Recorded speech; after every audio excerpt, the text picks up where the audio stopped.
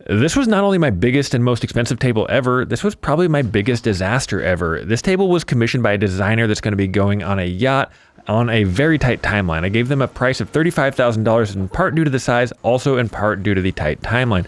Here's the first problem. We had a corner that was low.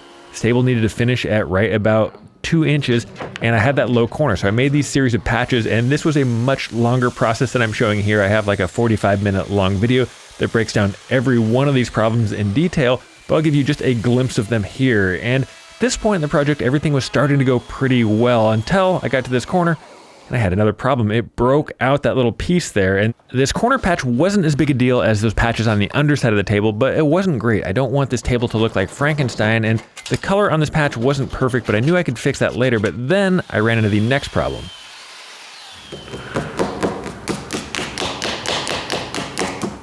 That hollow sound that you're hearing is just that. There's about a 10 square inch area that's essentially hollow underneath because of this wood defect.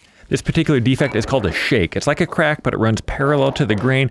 So underneath that defect, it was basically hollow. It's just like a millimeter thick of wood. So I had to find a way to get epoxy underneath it and infuse it and make it completely solid, which eventually I did and was finally ready for finish, which actually went pretty well. Here's how it looks in the end. There's those patches on the underside, there's the corner, there's the shake. Let me know what you think though.